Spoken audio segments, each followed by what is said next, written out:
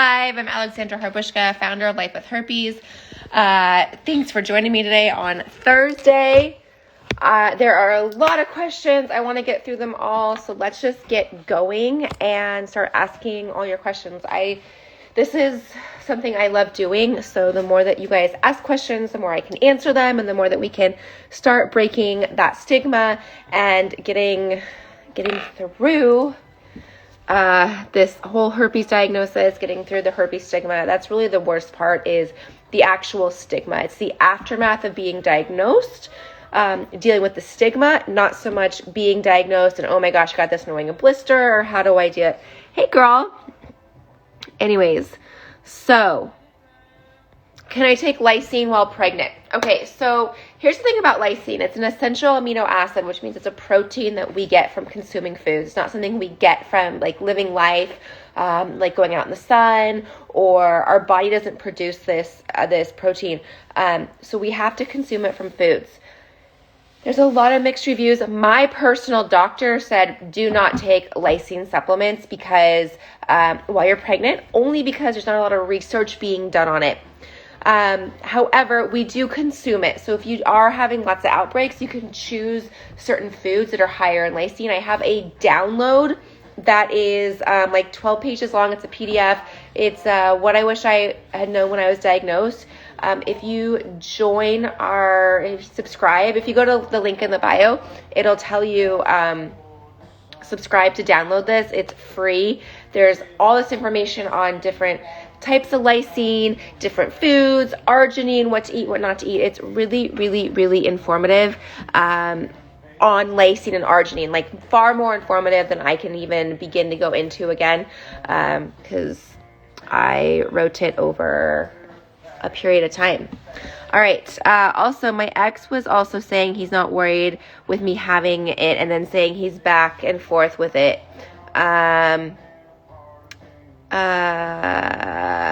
Forth with it being in a 2-year relationship with no sex. Also, my ex was saying he's not worried with me having it, then saying he is back and forth with, being with it too. So no sex. I left it. Good. Yeah. If people are on the fence back and forth, like they're probably using that as an excuse for something else that's going on, right? When we have an excuse, like, oh, I don't know, well, it's herpes. It's not herpes. It's something else that's deeper. There's something else going on that are preventing people from saying, oh, I don't want to date you. It's herpes. That's our biggest fear. And people very well might use that, like, oh, I don't want to date you because you have herpes. Well, it's probably because they're not into you. When I was dating and I disclosed I had herpes, excuse me, there were some people that are like, yeah, no problem. Then there were people that were like, yeah, I don't know about it. They just weren't into me. Period. The end. Now when someone doesn't care and he may have genital warts, so we're both understanding, but he doesn't know for sure. We're still being protected about it. That's awesome. It's awesome that we are talking about these things, practicing safe sex, communicating with our partners. That's really the main key. We all we think he was probably gay. Oh, the other guy you dated. Could be. I have HSV1 only, and people won't test for it. I can't get a partner to test for it. Okay, so getting tested for HSV if you don't have an outbreak can be sometimes challenging. Some health providers are like, why would I test you if you don't have outbreaks? And it's because of the aftermath. It's because it is such a big deal to get the results that people don't want to test you. You're going to have to be persistent. You're going to have to say, like, look, this is something I want included in my STD profile. I want to be tested for herpes, and for both HSV1 and HSV2. My partner has this or does not, or blah, blah, blah, blah. We just want to be careful. So that was something you're going to have to be persistent about. Okay, let me keep going through these questions because there's so many. Can you still pass it while on antivirals, no condom? Yes, you can still pass herpes while on the antivirals. It is such a low chance. being on the antivirals reduces the transmission rate by 48%. The transmission rate was already pretty low without being on antivirals, and so it takes it to about 1% chance or less than 1% chance. That is something I was quoted by doctors. So yeah, I would say you have a less than 1% chance of transmitting herpes if you do not have an outbreak and you're on the antiviral. It's pretty low. How long after you were diagnosed did you go on the antiviral? I went on it immediately. It was something that I was like, I couldn't handle another outbreak. I was absolutely in distress, and that was something I needed to get over the hump. I was probably on it on and off for the first year, and then about 3 years after that, I was on it consistently because I was dating, and it was just something I could do to protect my partners. Where do you get your info? Because doctors I have spoken to don't know much about HSV. It is self-taught. It is from doctors. It is from the CDC. It is from WebMD, and it is from Planned Parenthood. A lot of times, so that's a really positive. So here's positive news. When you're like, doctors don't know that much about herpes. It's because medically it's not a big deal. Like, herpes is not a big deal. It's an annoying little blister. It's an annoying little skin disease. It's not life-changing. It's not life-altering. You're not going to lose an arm. It doesn't cause heart disease. It doesn't give you any of these other things that are really big deals. So that's something that's actually good news when, like, I don't know that much about it. The bad news is that it continues to stigma. There's lack of information, accurate information out there. Do you think your outbreaks will lessen more? Do you know if that's for others? Yes. The longer you have herpes, the less outbreaks you're going to have. It's just that the way that our body and the herpes virus are learning to live together. Our immune system is now able to be aware of what's happening and able to fight it. So yeah, the longer you have the virus, the less likely you are to have outbreaks. That's all great news. Great news for all of us. It doesn't go the opposite way, which is good. Giving blood with a diagnosis, yeah, absolutely. You can donate blood. The herpes virus does not live in our blood. It lives in our spine. So it's not a blood disease. It's a skin disease. So things that you may not be able to give blood would be like HIV, hepatitis. Those are blood diseases. So they're different than a skin disease. Ways to prevent outbreaks. That is such a loaded question. I would say lifestyle and diet are probably the best ways. So the stronger your immune system is, the less likely you are to have outbreaks. So when you're stressed, when you're eating poorly, when you're maybe your lifestyle isn't conducive, maybe I don't know, you have a lot going on, or you work odd hours. Those are the things that can cause outbreaks, and diet. So diet also includes, like, there's lysine and arginine. I was talking about that earlier on this call. So lysine is an essential amino acid. It's a protein that the herpes virus does not like. It actually suffocates the virus. It prevents it from replicating. On the flip side, we have arginine. Arginine is also an essential amino acid, and it's like lighter fluid to the herpes virus. The herpes virus loves it. It allows the herpes virus to replicate in our system. So when we're having high arginine foods, we're actually feeding our herpes virus and allowing it to create outbreaks. So there's a lot of those things. The next thing I could say that also is FDA proven, if it's your choice, so like if it's something you're interested in, is the Valtrex, valcyclovir, acyclovir. These are all FDA proven drugs that can help reduce transmission and lower outbreaks and things like that. So there's also, oh my gosh, and I forgot supplements. There's lysine, which we just talked about. You can also take it as a supplement. Then there's arginine, then there's monolaurin, which is what I'm personally obsessed with. It's lauric acid that is produced only 3 ways that you can get it: from human breast milk, from coconut oil, and from hearts of palm. So what they've done is they've collected it, and it has the ability to crack open the virus. And when you can do that, then our immune system can go in and fight it. So a virus is like an egg, right? It has like a shell, and our immune system can't crack in. So that's when these viruses come in, like our immune system can't pop it, lack of better words. It's called an enveloped virus. So Monolaurin has the ability to crack that open or dissolve that so that our immune system can come in and fight it. So Monolaurin is a huge thing. I swear by it, love it. The one I take is in our link in the bio here, and you get a 10% off. So I love it. Good foods for preventing outbreaks.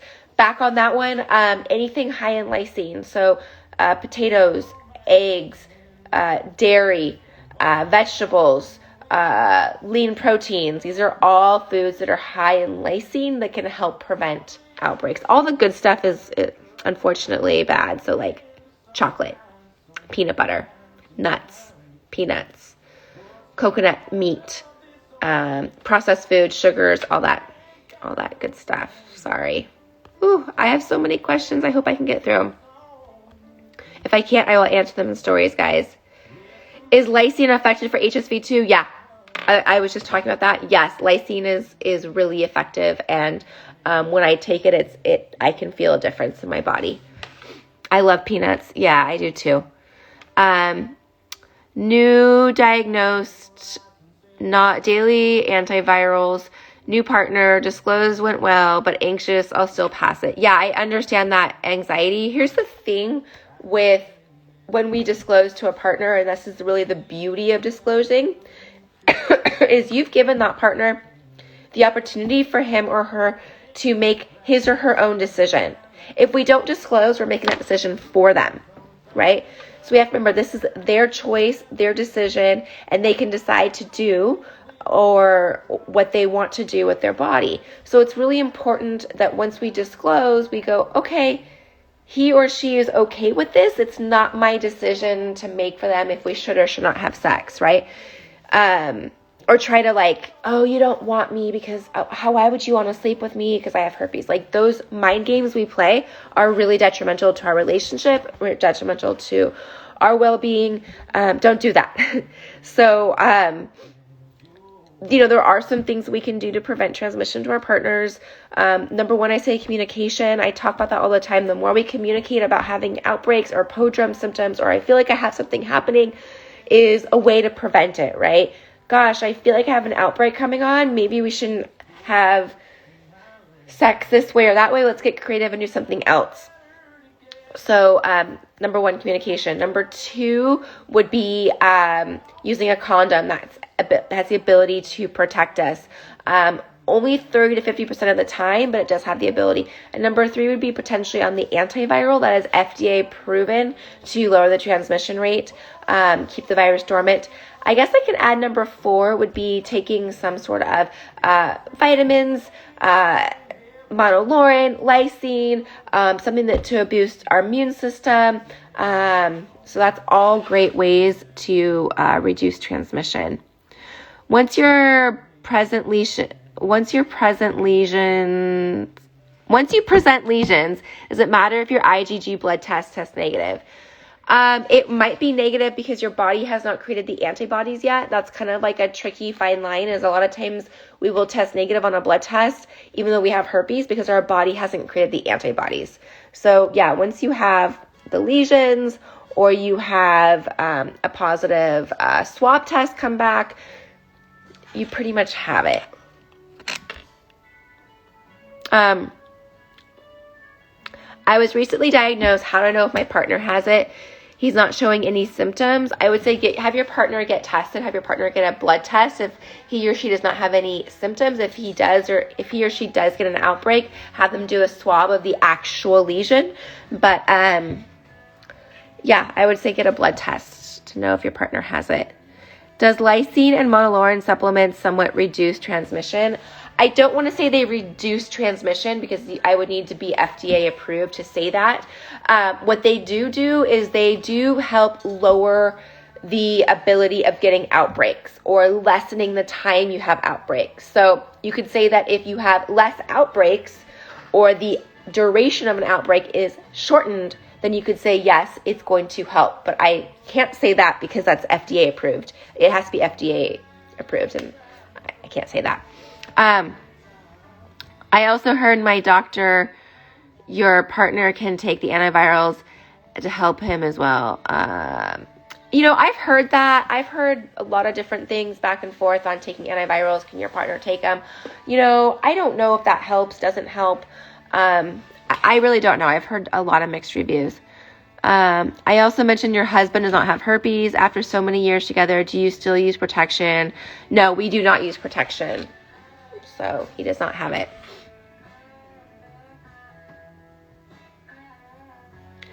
How can revealing direct influence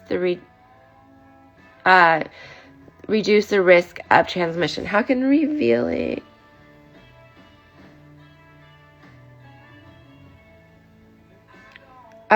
revealing directly, how can revealing, meaning like discussing the fact that you have herpes, how can that reduce the risk of transmission?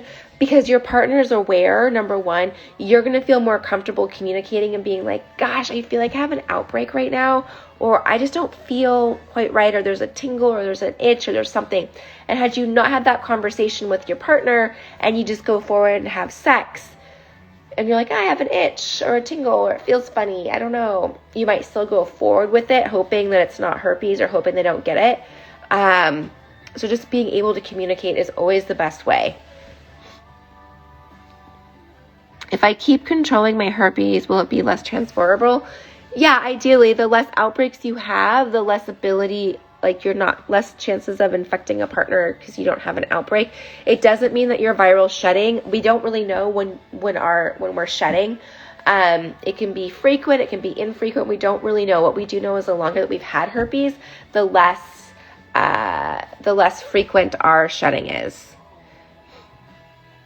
My doctor told me I am not able to transmit genital herpes without an outbreak. Yeah, that's something that is incorrect. We can still transmit herpes even if without an outbreak. It's called viral shedding.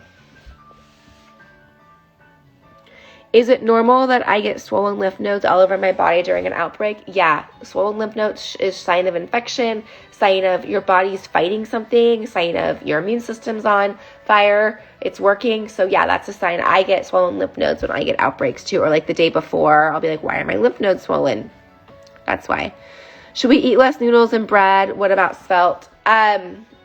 So I want you to eat the way you want to eat. I mean, we all know that like processed foods, we all know that noodles, bread, it really doesn't add a lot of value to our nutrition and to our diet. Processed foods are not necessarily going to help our outbreak. So I would say do what you want to do with that. I mean, I still have spaghetti once a week, things like that. I would say do what you want to do, but it's probably not the best thing. Can herpes be transmitted when taking a bath together? I would say that's really, really hard. I take a bath with Clinton. That's my son. Just because I want to, it's part of being a mom and I can't change my life for that. I would say I wouldn't, if you have an active outbreak, I wouldn't take a bath with a partner, but if you don't have an outbreak, I would not sweat it at all. Sex life with outbreaks all the time, frustrating. Any tips? Get creative. There's other ways. I would say potentially take the antiviral if you're not. I would say that might be a good solution for you. Talk to your doctor. I'm not a doctor, of course, but I would say potentially talk to a doctor about getting on an antiviral. I'm sorry you're going through that. What do you think about creams for genital herpes? I have never used one that is prescribed to me. I know that they are expensive. Our insurance, I don't know, they're pretty expensive to get.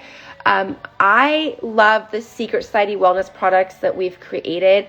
They are essential blends of essential oils, lysine, and CBD to help combat the outbreak topically. So the essential oils are wound healing. They are helping with skin. They are anti-inflammatory, antibacterial, antiviral, all that stuff, antifungal to help clean out the wound.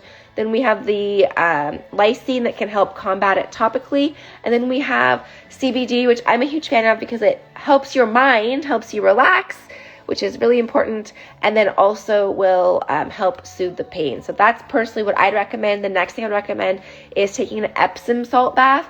They are probably the best thing you can do to help relax your nervous system, which is actually where the herpes virus lives. So when you have an outbreak, you're like, oh, your body's going like that type of thing.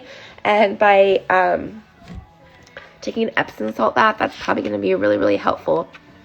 We have them all in the Sacred Society Wellness, so I'd recommend that. 8 years of monthly outbreaks, didn't take antivirals. Will they help me now? Yes. I would say they absolutely would. We have to obviously see, like everybody's body is different, but it might be something that would be helpful for your body, at least give you a break. Also Lysine, Monolaurin, maybe there's something specifically in your diet that's causing outbreaks as well. Hi, do you take slipliners daily during outbreaks, or is it not necessary? Slipliners, like you mean, I don't know what a slipliner is. Is it a panty liner? I don't use panty liners. I don't know what you're asking. I still have so many questions. What do you like best, Lysine or Monolaurin? Currently, I'm only taking Monolaurin because my doctor asked me not to take Lysine because I'm still nursing. There's no studies done, but I think they're both great. How do you wash your bikini during an outbreak? I just wash normally. We do have a soap that is the Reviver soap for herpes outbreaks. It's handmade. It's naturally made. It has essential oils in it and CBD in it to help with the pain. So I use that. Gotta go. Nice hearing from you. Thanks. Glad you're here. Hi, do you wash your underwear separate? Nope. I don't do anything different. Your IGG is negative. It probably means that your body hasn't created the antibodies yet. Is probably what's up with that. It can take up to a couple of months to get your antibodies. I've been tested after 3 weeks as suggested, and my doctor said my IgM is equivocal. I would talk to your doctor. Did you get a couple things to ask? Did you get a swab done? Did a swab come back positive? Were you exposed to herpes? Did you have outbreaks? Do you have herpes? All different questions to ask. So I need to know more to that puzzle in order to help direct you on that. Is it okay to get a full Brazilian wax? Absolutely. Totally. Go for it. Have fun. How likely is it that I have the virus for years and the IgG antibodies inconclusive? I have heard that happening to certain people. It's taken years. The best, most accurate test you can do would be the Western blot test. It's out of the University of Washington, and it's very difficult to get. It's expensive to get. You actually have to send your blood sample back to the UW. So that would be the best way to go about it, but it is kind of hard to do that. All right, guys, thanks for joining me. I loved answering these questions. Keep them coming. I will keep posting them on Instagram, and I will see you in the next video. Bye.